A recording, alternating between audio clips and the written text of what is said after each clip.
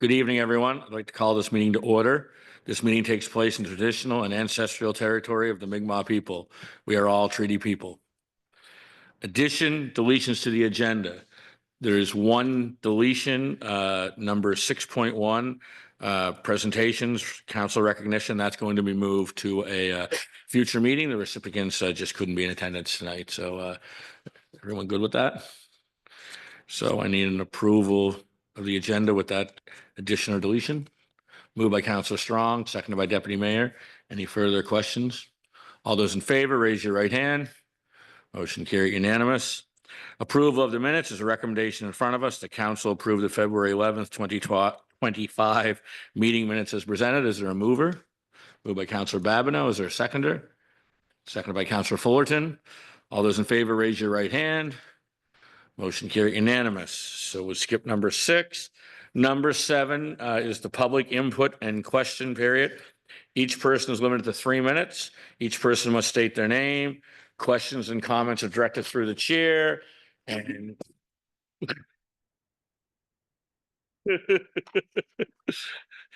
and comments and questions are open to any municipal matter. Now, in seeing that, I did at the beginning of the meeting, I meant to do this, and I just skipped it. But I'd like to introduce you all. If you're wondering who the gentleman is sitting to the left of me, okay, it's our new interim CAO, Marvin McDonald. Marvin, welcome to Lunenburg. What some people do to be known. Okay, so we do have 4 people that have signed up to speak tonight. First is Senator Wilford Moore. Senator.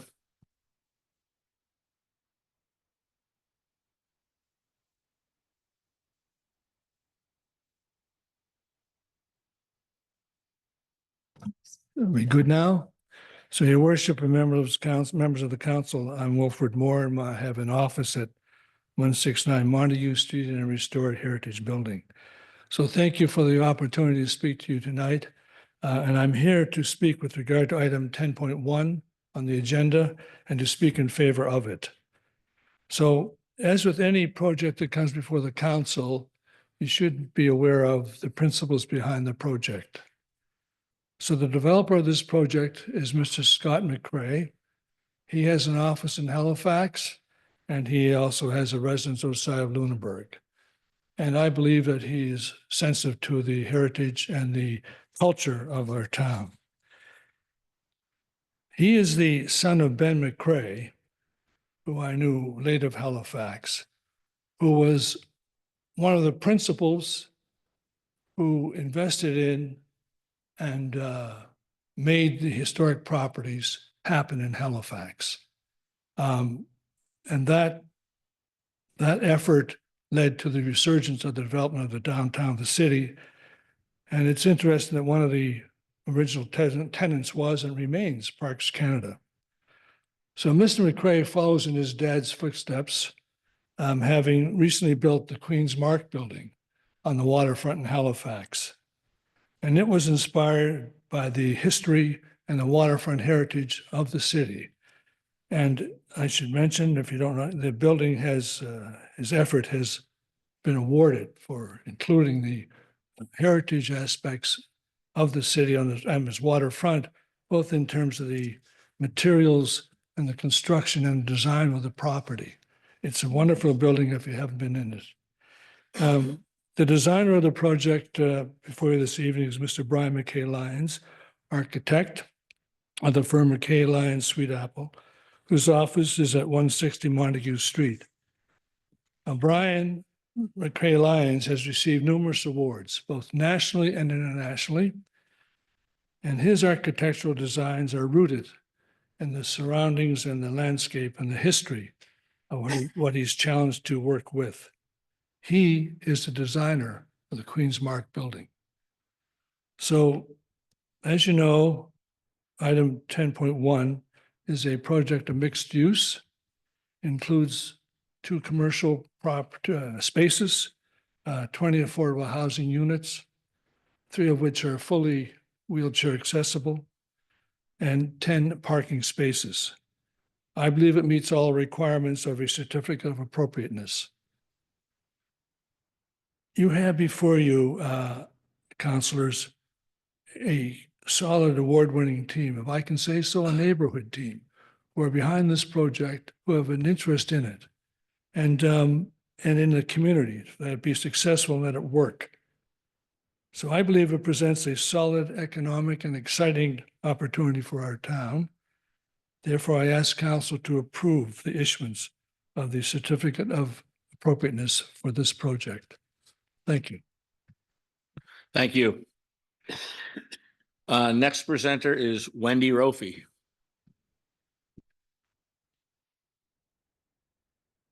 Hello, Mayor Myra. My name is Wendy Rofi, and yes, I am Barry's daughter. It's nice to meet you. It's also nice to meet you, Deputy Mayor Bailey, Councillor Strong, all the councillors.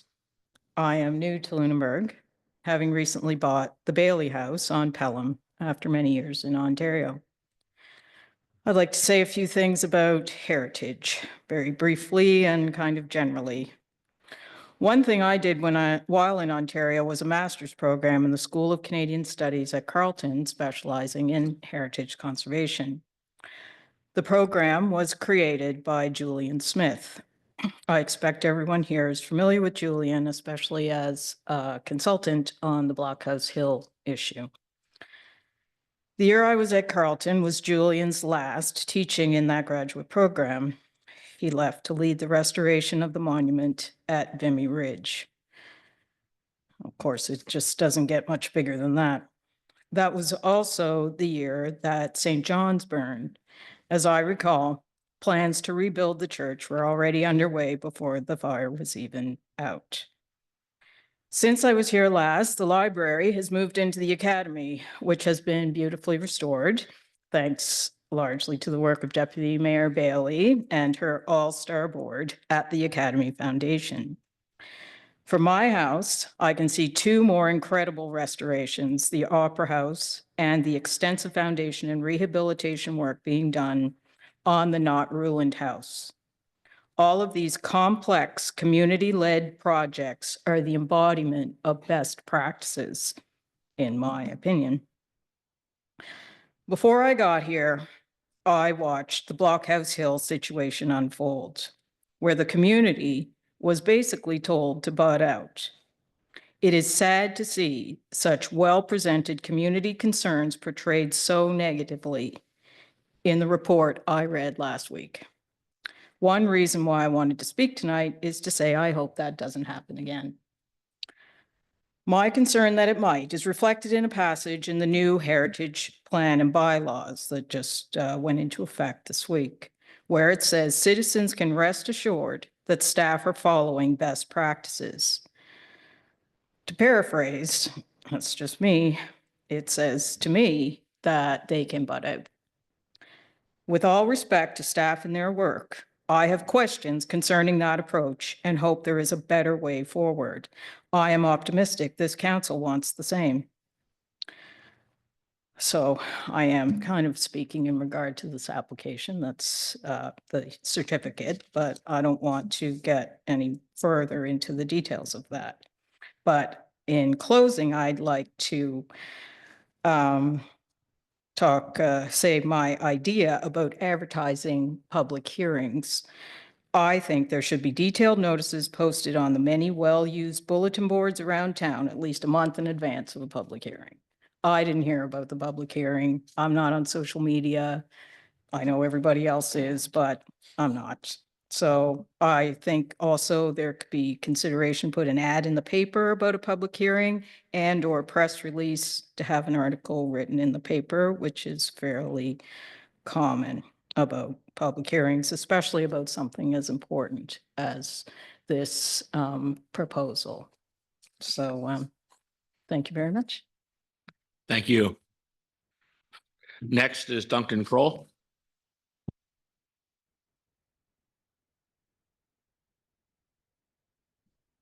Thank you. Duncan Kroll, 45 McDonald Street.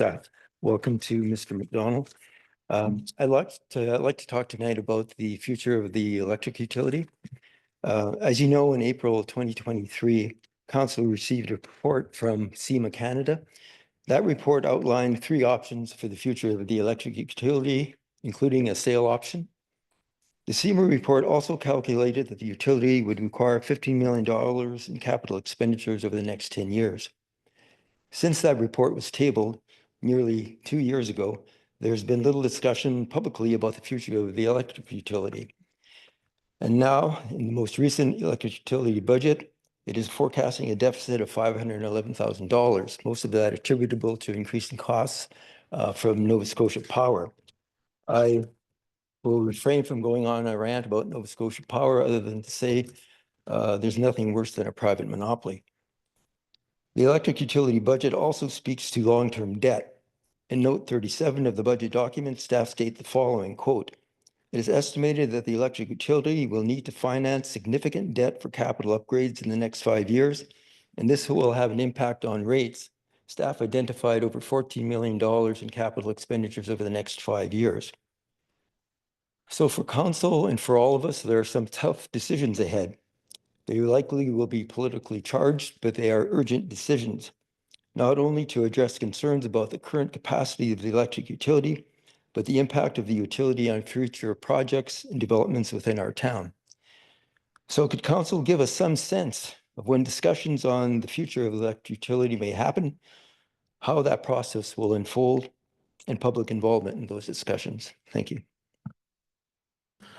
Thank you, Duncan. And I'll just update you quickly here in the fact that we had a strategic priorities session, and the electric utility was by far the most talked about thing at that strategic priority. So it's definitely in the plans, and we can get staff to respond to you with some timelines, but it's definitely not gone unnoticed. We know that's a drastic problem in the community, and I think that, you know, I always say something bad, always something good comes of it. And the power outage in early December, it was supposed to be 6 hours and was 2 days for some people, has certainly increased our awareness.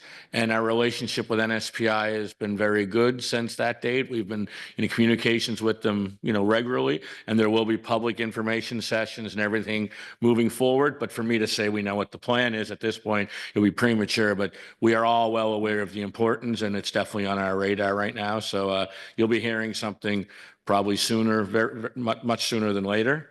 And there will be a report coming out very soon about our strategic priorities weekend. And at that time, you'll probably see it mentioned in there as well. But thank you very much for bringing that up tonight. Next is Brian Arnett.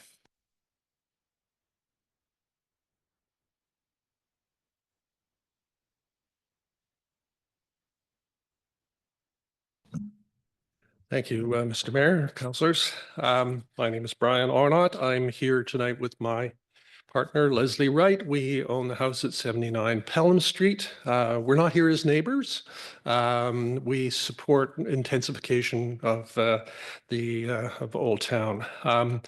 I want to speak in my capacity as a professional heritage consultant. I'm a founder, past national president, and current member in good standing of the Canadian Association of Heritage Professionals.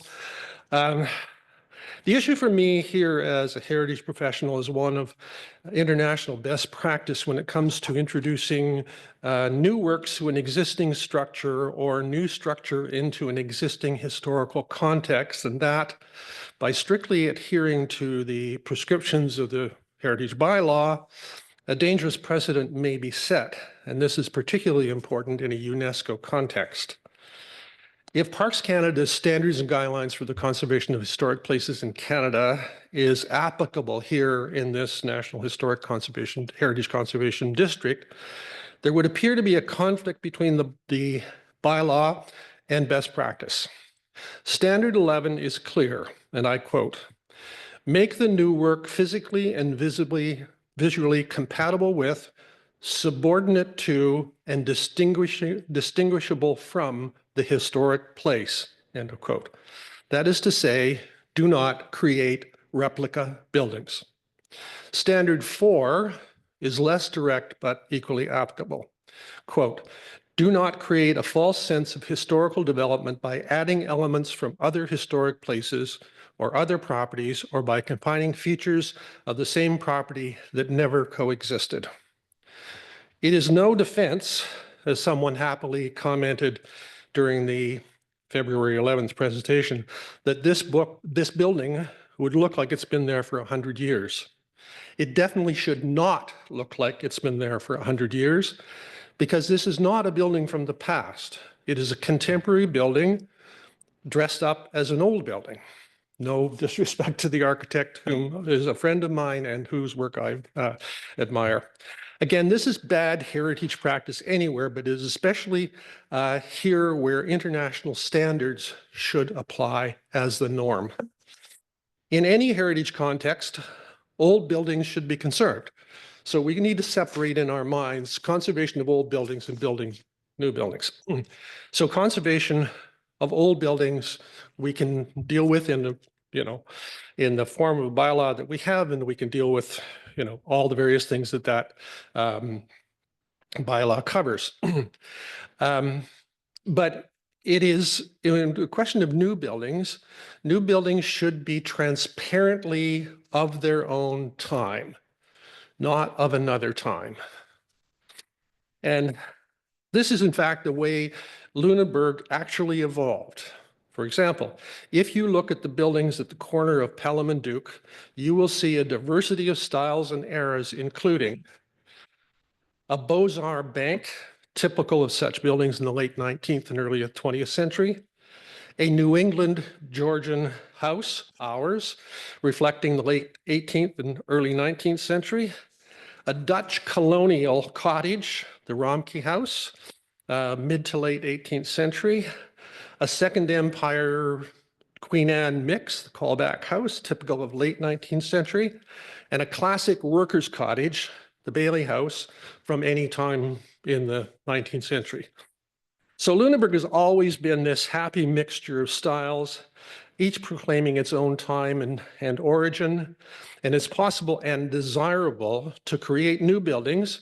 Remember, these were all new buildings in their time, sequentially, that are redolent of both the place and the honesty of this particular time. So I'm hoping, and what my recommendation here is, that somehow we can continue without interrupting due process for the proponent, find a time to review this further and perhaps dig a little bit more deeply into staff reports and other things that may be helpful in coming to terms to get this great site to have be intensified and have the very best kind of possible building that it could have in the context of this being a UNESCO World Heritage Site. Thank you. Thank you, Brian. So there's nobody else signed up for tonight. So we'll move on to number 8, correspondence. That's just there for information. There's nothing to deal with there. There's nothing under number 9. So we move right into number 10, 10.1. The issuance of a certificate of appropriateness, proposed developments at Lot 2 Pelham Street and Lot 3 Montague Street.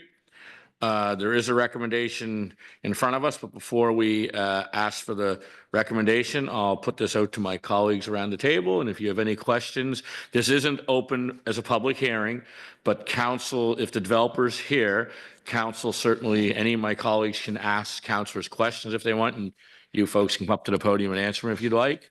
So I'll open the floor to my colleagues.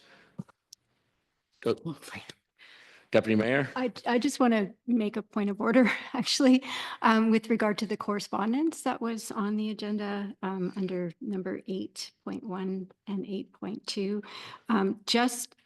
Just so that it doesn't get missed, that they have come to our attention, and I think the matters are quite serious, and the fact that the province is asking for input from municipalities is of interest.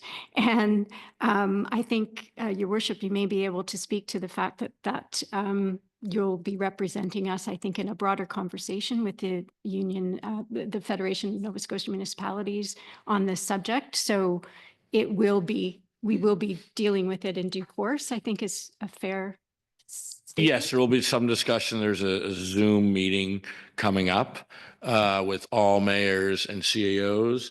In fact, it's tomorrow, and they'll be discussing this, and they'll be discussing some other issues with some recent legislation that has just been passed. So we'll come back. Marvin and I are both attending that meeting.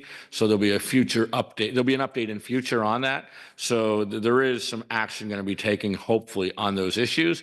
But at this point, we really don't have much to action. But it's not gone unnoticed. And the NSFM is definitely on top of this, as we've also seen correspondence from the UNSFM. So there is definitely, it's on everybody's radar. And I know both boards have had meetings and emergency meetings to discuss some of these things. So it is an issue we'll be discussing. So that will be, you'll be updated in future. Thank you, Deputy Mayor. So 10.1, who would like to, anyone want to ask any questions? Before we get into questions, I guess the gallery should be aware that we did a site visit, which was requested at the last council meeting.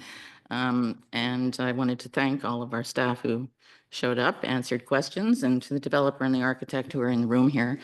I think a lot of things were discussed that we're here at the table to make a decision with. So I just wanted to throw out a thank you to all of you that participated. Thank you. Anybody have any questions or discussion for the developers or amongst yourselves?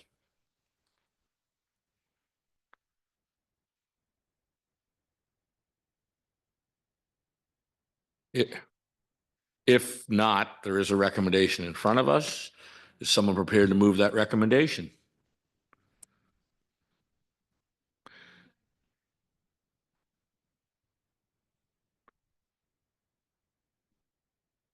Oh, you're all, Okay. everyone's looking at me, so I can comment for sure.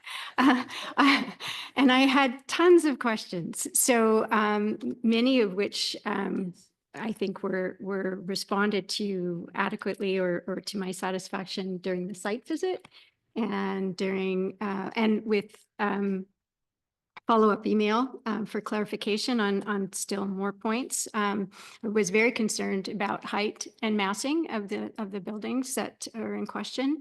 To the point made from the gallery before, I don't think the quality of the buildings that are being proposed are in question at all, nor the purpose, but that isn't in question for us tonight anyway. There's certainly very valid reasons why we would be supportive of this new development within our downtown core and within our heritage control district or conservation area. So all very positive things. I do still have some reservations about the issuance of the certificate of appropriateness. It's not a matter of conformance strictly to the criteria that are laid out in the Heritage Conservation District Plan and bylaw. The one which we are looking to at this point is the 2001 version, not the very newly adopted version. So that's a point of clarification too for folks in case that's a point of confusion. And the new version, I think, does speak to the best practices as laid out by the Parks Canada conservation rules. So they weren't in play, I think is fair to say in this instance. The only reason I have, because I have been satisfied that all of the other requirements were met with respect to height and massing and all of the other things that were looked upon as far as situation in the district and on the lot, with the exception of the proximity to the neighboring building. And this is just a point that I'm having trouble personally getting past. And the only thing I have to speak to that is the fact that that we must be satisfied that the proposed new buildings within the Heritage Conservation District conform with the intent of the conservation plan.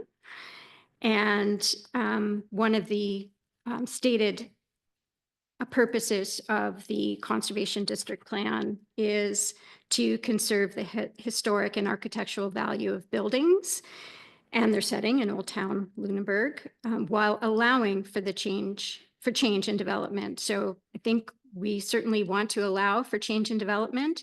I think the buildings do speak to the preservation of the setting of Old Town.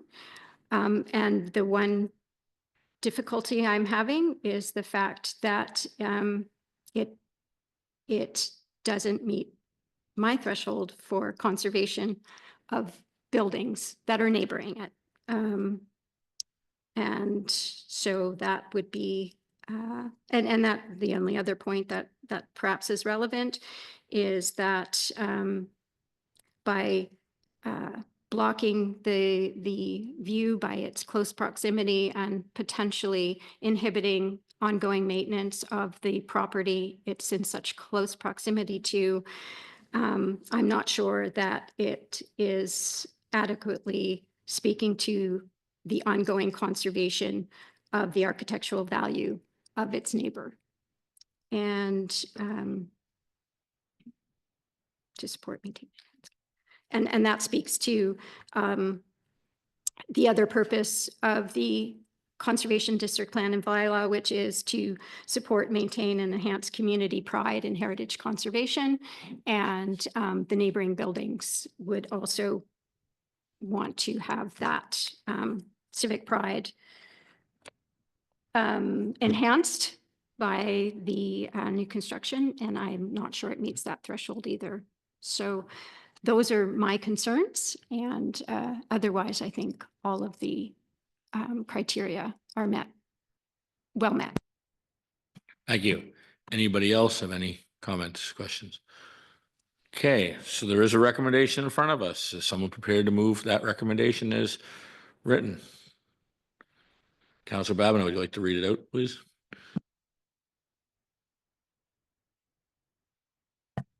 One of these days, I'll remember that. So I recommend that council approve the issuance of a certificate of appropriateness for the construction of the commercial structure located on Lot 3, Montague Street, and the residential structure located on Lot 2, Pelham Street. It's been moved by Councillor Babineau. Is there a seconder to the motion? Councillor Strong. Any further discussion or question on the motion? Seeing no other discussion, all those in favor, raise your right hand. All those opposed? Motion carried 6-1 with Deputy Mayor Bailey voting in the negative and the other 6 voting in the positive. Thank you very much. Number 10.2, Affordable Housing Forgiveness Policy. The recommendation in front of us is actually, there's been some revision to it, so I'm going to ask Kayla to tell us the new motion. Yeah, thank you for that. So upon some reviews, we were looking at this policy, and staff's recommendation is no longer to present it or approve it as presented tonight. We've identified some possible gaps and finessing that should happen. So if council would consider our new recommendation, which would be that council reconfirm its commitment to the development of an affordable housing tax forgiveness policy, and that an updated draft policy be presented at the future council meeting. And by moving a motion like this, if council felt comfortable with it, it doesn't jeopardize the half funding. Moving forward, this commitment still keeps us within the time frame for the half funding. Okay, so you've heard the new motion. Is someone prepared to move that? Moved by Councillor Fullerton. Is there a seconder? Seconded by Deputy Mayor. Any further discussion or question on that motion? Seeing none, all those in favor, raise your right hand. All those opposed, motion carried unanimously. Okay, we're going to move on to 11, new business. 11.1, Water capital budget commitment, Deers Lake Dam and Spillway upgrades. Tyson? Thank you, Your Worship. Good evening, everyone. Des Lake Dam and Spillway upgrades, 25-26 water capital budget commitment. The recommendation with this report is that council pre-approve the Des Lake Dam and Spillway upgrades project in the water utilities capital budget for 25-26 for the amount of $1.031 million with funding from grants, water utility depreciation funds, and capital debt. So starting with background, this project was deferred by council within the 23-24 water utility capital budget to allow the design to include a last-minute requirement from the Department of Fisheries and Oceans, which included an eel passage. So that put us into the 24-25 capital budget when the project was redesigned and then tendered, but we received no conforming bids at that time. Council, based on a staff recommendation, chose to defer the project to 25-26 with a revised budget to better reflect the altered scope necessary for the dam reconstruction, the spillway, and the eel passage. So the amount included in the current year's water utility capital budget for 24-25 is $450,000. So this included the consultant's design, tendering and construction support, and the civil work by the contractor. This budgeted amount was based on the consultant's initial scoping, mainly for the eel passage, but at that time had to make assumptions where it's a new requirement. So as that scope developed, it became more complicated and that cost rose. So we're in a situation here where back in 23-24, we started off with a budget of $200,000, and then 24-25 to try and allow for the extras, we boosted to 450, and now you can see we're boosting it again. So the intent of the project is to replace the town's existing spillway that has deteriorated over the years and also reinforce the existing dam structure. So as I said, we've included this project in the past two water utility capital budgets, and for various reasons been unable to execute it. It is a critical project to ensure the long-term security and quality of the water provided to everyone in and around Lunenburg. So the scope includes the supply and install of precast concrete box sections in place of the existing spillway, the excavation and backfill of the section of the existing dam surrounding the spillway, and it's also strengthening the existing dam within that. So the supply and install of the eel passage, supporting infrastructure and fish passage, and water control and erosion sediment control to allow the construction work to proceed. So pre-approval of the project will provide the best opportunity for a competitive tendering process and the supply lead time required for the work to be performed in the window set by Nova Scotia Environment and Climate Change, their permitting process. Pending council's pre-approval, staff plan to have the tender released in early March to allow the tender to be awarded, the lead time on the box culverts, and then the work executed. Without pre-approval, it certainly brings this project into jeopardy to be executed within 25-26. So that's why we're trying to get the pre-approval so that we can move ahead with the project. So moving on to the financial component. So as I said, 24-25, we had a budget of $450,000 with 365,000 of that, sorry, from the water utility depreciation funds and $85,000 from a grant that staff had previously secured. But this is considered inadequate to perform the required scope based on the drawings and the specification. So at the bottom of the second page of the report, there's the breakdown of the revised budget. So it includes the engineering, an estimated cost of construction, and a 15% contingency to make up the $1.031 million. The breakdown of the funding is shown on the third page. So $85,000 from the grant that's been secured under the PCAP program, $446,000 from the depreciation funds for the water utility, and then $500,000 in debt for the water utility. Just to circle back on this point, but based on the consultant's cost estimate, the eel passage required by DFO has added in the range of $500,000 to $700,000 potentially to the project. Staff continue to seek the opportunities to gain extra grants to offset some of this cost, but at the moment, the 85 is what we have to put against it. That concludes the report. If there are any questions, happy to address them. Thanks, Tyson. I guess my only comment would be that when staff, before any of our time, and council applied for funding of $85,000, this was a much smaller scope and much smaller project. So they applied for funding based on what they felt was necessary at the time. And subsequently, DFO came out with stricter guidelines and more rules. So I would hope that we can go back and reapply for some additional funding, since over half the increased cost is based on new DFO regulations. So we obviously would have applied for a larger grant in 2023 if we'd have known that was going to be a requirement. So I hope that they look at that in that manner. But I also hope that we actually get this done sooner rather than later. This has been 2 years now, and it has to get done. So I guess that would be my comments.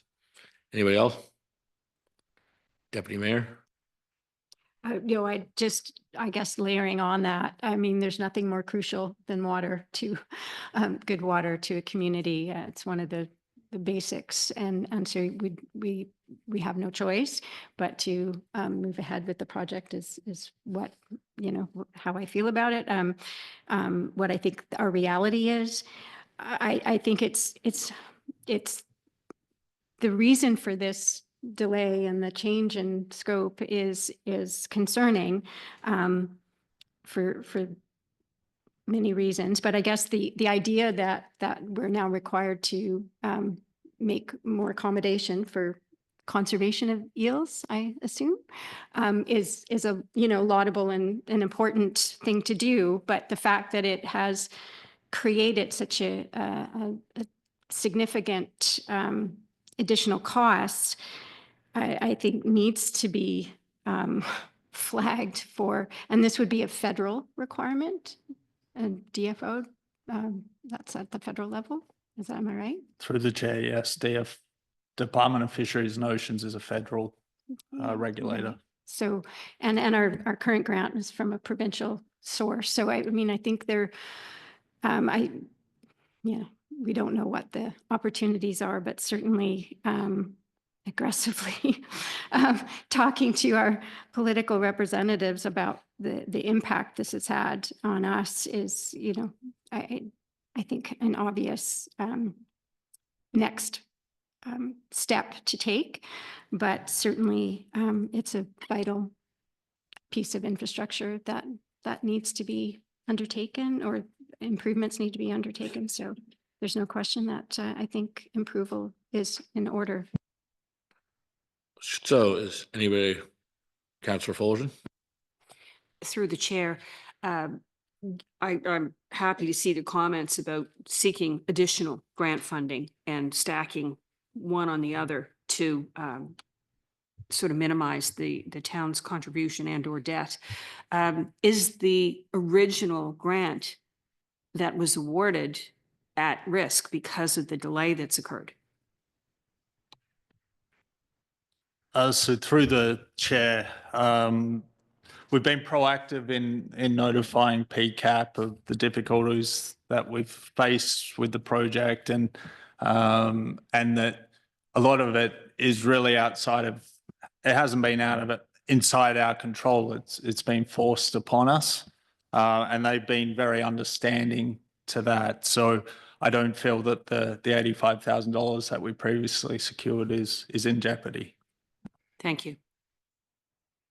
Anybody else? Councillor Greek.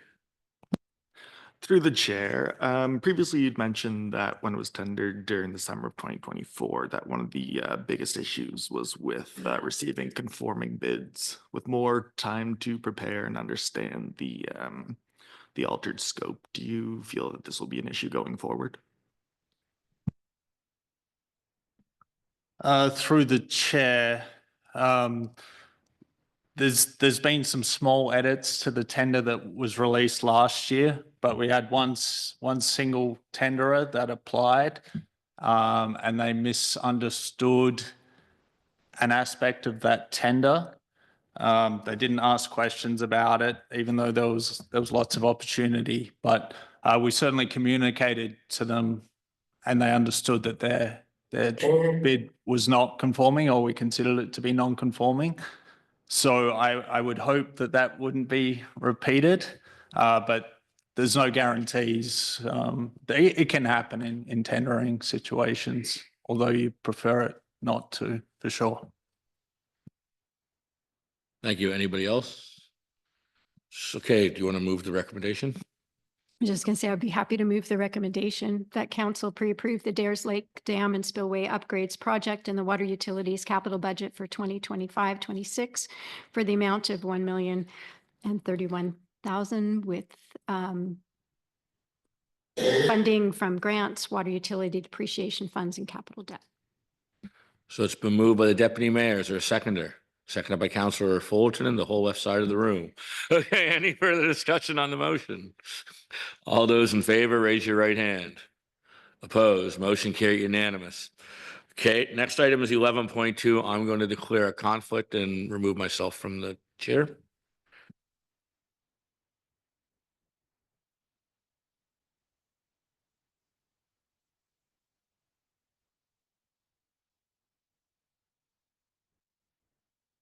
So just assuming the chair temporarily, in light of the mayor's declaration of conflict, just looking at the sponsorship request with regards to the Jennifer Collins Classic.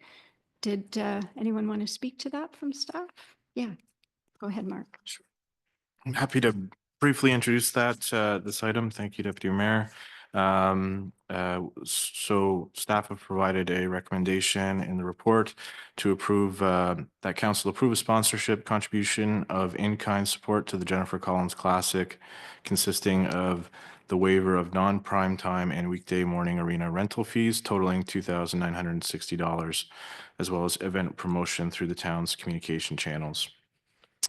At the January 28th regular council meeting, the organizers of the JC Classic made a presentation and requested a sponsorship contribution, whether through in-kind or a monetary contribution. Following this presentation, council directed staff to explore possible sponsorship opportunities, taking into consideration any logistical or budgetary constraints. Because the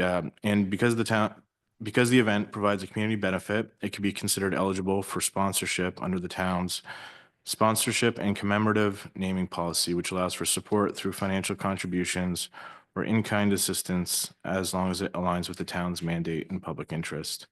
And under this, council could consider a full sponsorship of in-kind services totaling $9,051, or consider a lesser amount of in-kind services as proposed. In consideration of the financial implications, generally providing in-kind sponsorship through waived facility rental fees impacts the town's projected revenue, as these funds would otherwise contribute to the operating budget. While occasional sponsorships can be accommodated, council may wish to consider how similar requests in the future could cumulatively impact facility revenue and overall budget planning. However, in this case, given the scale of the event and the amount of revenue and timing at the end of the ice season, it could reasonably be seen as a significant financial contributor to the town. Thank you. Thanks, Mark. And I just realized I hadn't shut my mic off. So hopefully everyone could still hear him well. Are there questions? And there is a recommendation, but if someone can move that or start with questions.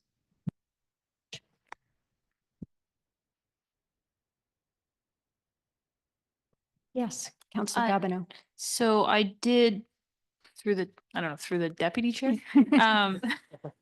I did notice in the report that it mentioned that in previous years we've done silent auction gifts. And I'm wondering if it would be possible to maybe amend this recommendation to include those along with the 2960. I would be happy to sort of keep what we used to do previously and consider doing more.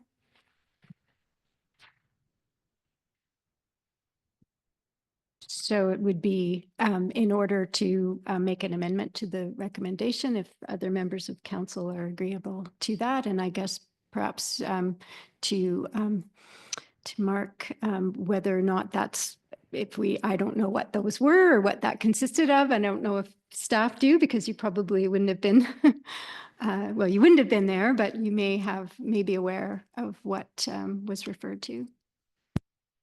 Through the chair, I'll be honest, I don't actually know what those were. Kayla, can I defer to you for this one? So in the past, in lieu of sponsorship or any in-kind contributions, we contributed about $400 in a community center rental. So in terms of if you wanted to bid on that and then have your community center rental needs or arena ice time or something like that. So I guess for my clarification, that would have been so the equivalent of an ice time slot was given as a silent auction item. Yeah. Okay. So how would members of council like to proceed on this? Councillor Grieve, did you? Yeah, go ahead. So certainly I'd support Councillor Babineau's amendment. I think that this is, a great opportunity for us to show an organization and an event that brings a lot to the town, a lot to the community and its residents. So I think at the bare minimum, personally, I think that I would support what we had from the staff recommendation, and certainly the opportunity to provide a bit more from the town for the silent auction, in something similar, such as a community center rental, to contribute to that, I think is a great opportunity. So she has my support in that amendment. Councillor Daphne, sorry, I should have moved. I can't see as well. I'm going to be short and sweet. We should just do it. Would someone like to make that motion?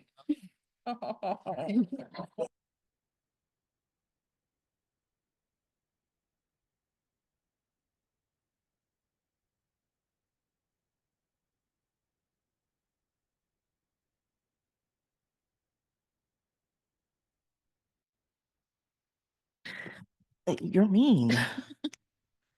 Your turn. Okay, that council approve a sponsorship contribution in kind support to the Jennifer Collins Classic, consisting of the waiver of a non-prime time weekday morning arena rental fees totaling $2,960, as well as event promotion through the town's communication channels, and authorize the CAO to finalize and sign the sponsorship agreement and have the same silent auction item as previous years. And I know I lost, in accordance with the sponsorship and commemorative naming policy and in alignment with council's direction. It has been moved. Is there a seconder? Councillor Babineau seconds. Any further questions? Ready for the question? All in favor? And anyone opposed? No one is opposed. Motion is carried unanimously. Thank you. And the mayor's welcome to assume the chair once again.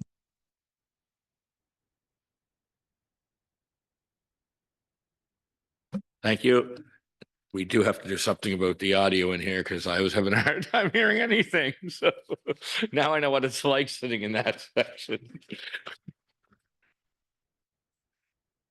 So 11.3 is decision on expense and hospitality policy. We discussed this at our last COTW meeting. There's a recommendation in front of us. Any discussion, question on the recommendation in front of us? Is someone prepared to move the recommendation? Councillor Strong. I move that we approve the expense and hospitality policy as presented, replacing and repealing the current council and management expense and hospitality claims policy. It's been moved. Is there a seconder? Seconded by Councillor Fullerton. Any further discussion or question on the motion? Seeing none. All those in favor, raise your right hand. Opposed, motion carried unanimous. 11.4, public input policy. There's a recommendation there in front of us. Anyone have any questions or discussions on that policy? Or anyone prepared to make a recommendation? Deputy Mayor?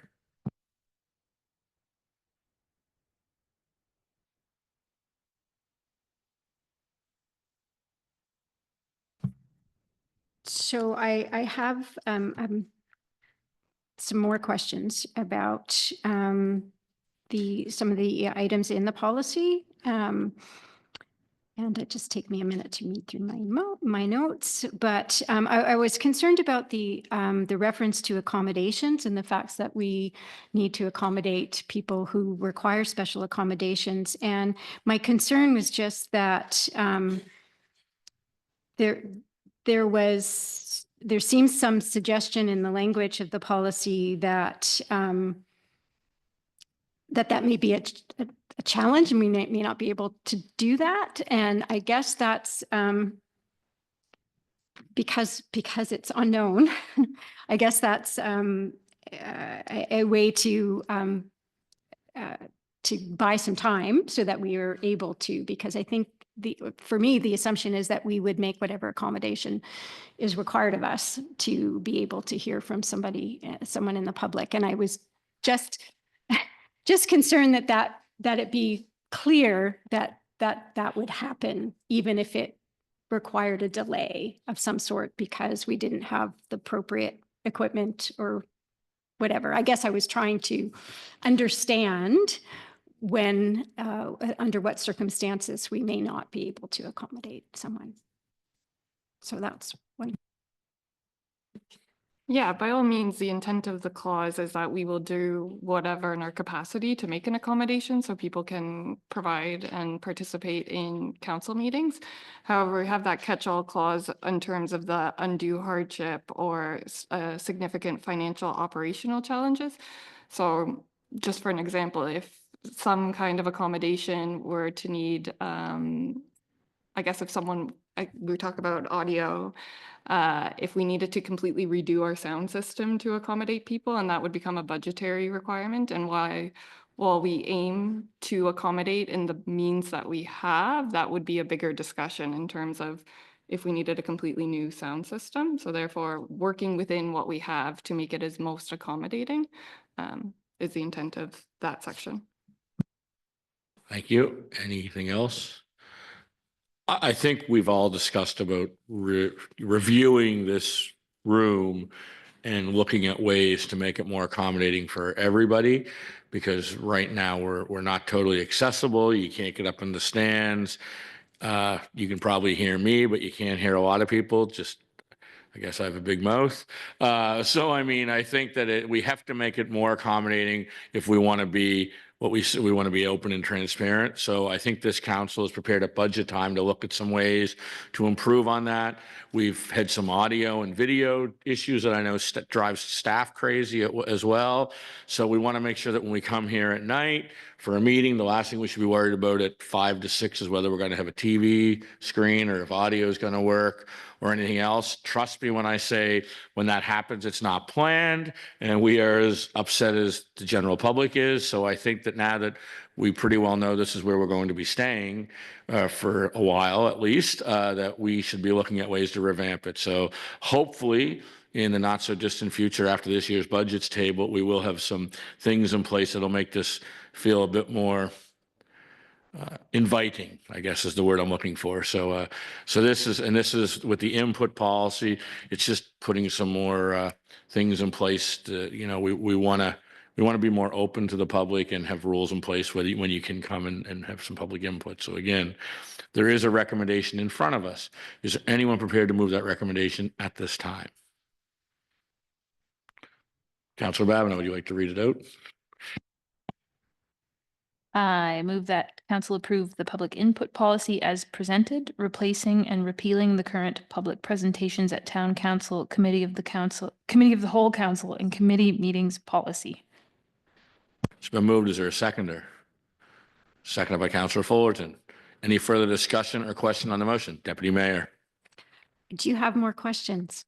I also, having been a part of the gallery in the not too distant past, I was wondering, and I can't find it, sorry now, on the policy, but it disallows as being disruptive applause from the gallery. And I understand how that could be disruptive, but I don't think it necessarily is disruptive. And I think it can be a way of gaining or assessing support, or even just, when we're recognizing something positive in the community, the idea that applause is discouraged, I don't think is necessary. I think the other words and, negative comments and name calling and all of the other things that are obviously disruptive and negative, we want to disallow, but I'm not sure that I think applause is one of those things. So that would be one thing I would suggest could be deleted from the current draft before approval. And also, I was not completely clear on the follow-up from public input. So when there's public input and there's a question asked, and it's mentioned twice in the policy, once in the policy itself and also in the admin section about how that's handled. And I was a little concerned.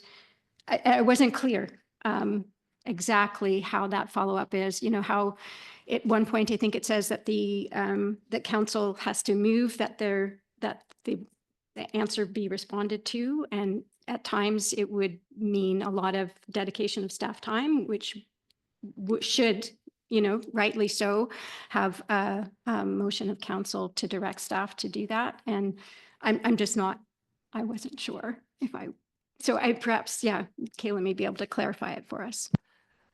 So your interpretation of it is correct. The intent there is not everything that gets added as a follow-up to a public input item requires a motion of council.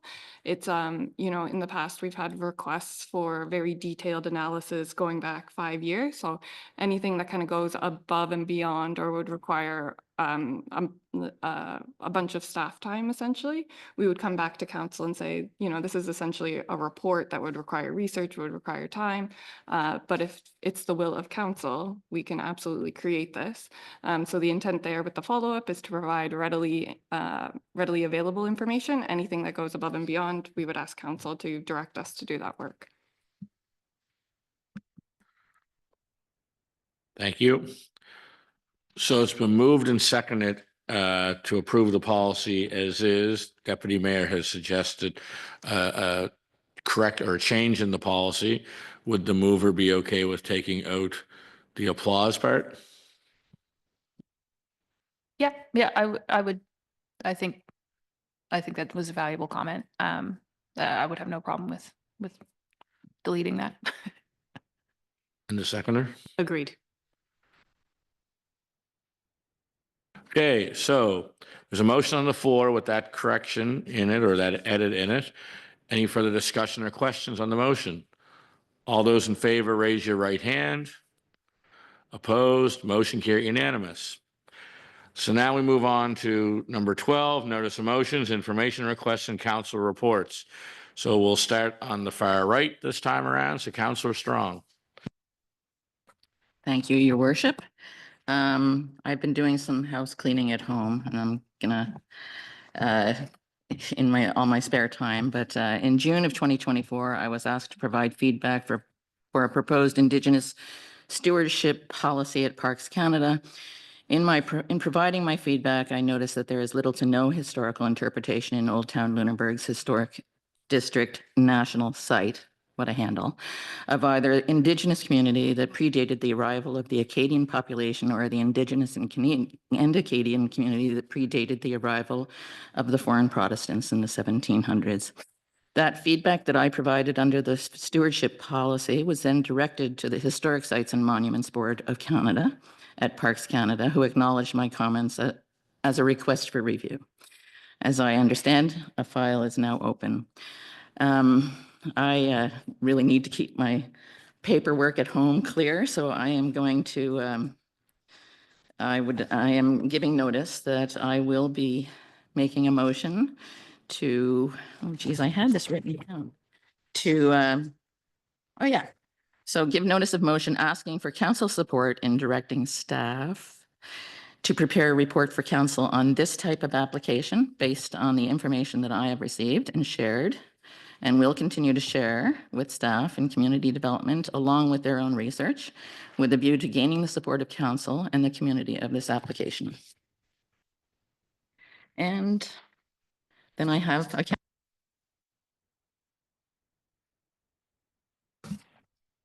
on Saturday, February 16th, Councillor Dauphiné and I attended a pastor installation service at Zion Lutheran Church in Lunenburg that launched the South Shore Lutheran Shared Ministry Program in Lunenburg County.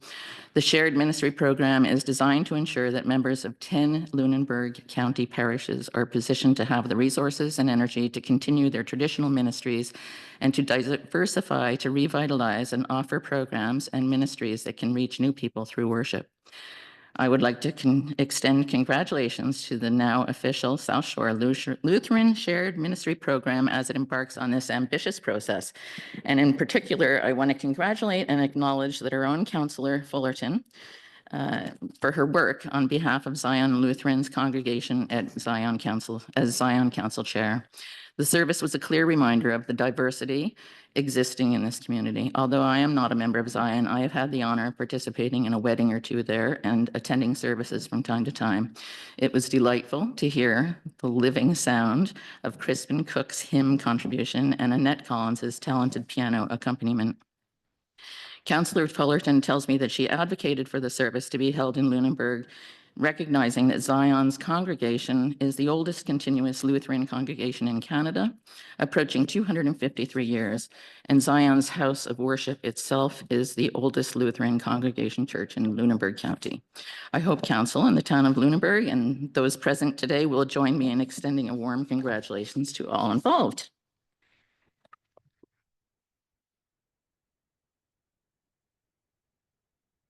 And finally, before you're totally tired of hearing from me, the community engagement sessions that were previously canceled for the Sustainable Cultural Tourism Plan due to weather have been rescheduled for March 5th at the Fisheries Museum of the Atlantic. There will be 2 sessions running from 1 to 3 p.m. or 4 to 6 p.m. with a rain date or snow date on March the 6th. Hope to see you there. Thank you. And again, I'd just like to thank you and Councillor Daugherty for attending. Deputy Mayor and I were planning to attend on the 17th, I think it was, and then it was changed because of the weather. Neither one of us were able to make it, so it was great to have council representation there. And again, congratulations, Councillor Fullerton. I don't even want to know how many hours and the effort you put into that project, but again, job well done, and thank you very much. Thank you. Councillor Daphne. You know I'm going to talk. This afternoon, I had the opportunity to attend my first Lunenburg County Senior Safety Partnership Society meeting. And I was immediately embarrassed as a councillor for the town and sad for the seniors of Lunenburg because there has been zero representation in the society by the town for the past numerous years. As such, our seniors were left to possibly fend for themselves, which I find despicable, I'll be honest with you. I will have a more complete report for the next council meeting, but until then, please come see me if you need any information, help, or whatever, and I will put you in contact with the society. Secondly, I want to remind everybody that this Saturday night at 6 p.m. at the arena is the 52nd edition of the Chowder Cup, which is the RCMP versus the Lunenburg Fire Department. So come on out, cheer the guys on. And then thirdly, this is just my personal thoughts on, or not really, the thoughts, and just a statement on the development that we talked about earlier. I have proponents come to me for and against, which is fine, and I listen to them. I also had two people come to me and said to me, just make sure you practice your due diligence, that you look at everything, you take your time, and in the end, vote for the best of the town. I know some people are disappointed, and that's the way things go, but I just want you to know that I love the town, I take it seriously, and due diligence will always be here with me. Thank you. Thank you. Deputy Mayor? I'd just like to briefly comment because there are lots of things, and the references already made or of some of the things that councillors do outside of our regular council meetings, and but part of my responsibility on serving on council once again is as a Town of Lunenburg representative on REMO, which is the Regional Emergency Management Organization. And we have REMAC, which is the Regional Emergency Management Advisory Committee. The mayor and I both sit on that, and Councillor Fullerton is a reserve appointee to that body. It is extremely important organization considering climate, all of the natural disasters that have befallen fallen people all over the world, and we are not immune to that and have not been immune to that in the recent past. And we are looking at budgetary requirements for the ongoing operation requirements of that organization. So that will come to council in greater detail very soon, but we've been meeting on numerous occasions with respect to that in recent weeks. So I just wanted to bring it to public's attention. Thank you. Thank you. Councillor Bavina? Councillor Greek? I'd just like to show my appreciation to staff and especially Public Works over the past couple of weeks, keeping our streets clear and safe. One big happy moment for me today was being able to go to my car for the first time and not fear that I was going to be flying down my driveway into my garage. So never once did I feel that way going through town. So I would just like to appreciate the snow clearing and salting operations by our Public Works staff. Thank you. Councillor Fullerton? The only thing I wanted to comment on was Deputy Mayor's mention of Remo and REMAC, and I attended the last virtual meeting. And, you know, it's something that we don't really like to think about. It's something that we don't really understand how we're going to deal with it when the time comes, because we have no idea what emergency would arise that we would have to activate a full emergency plan.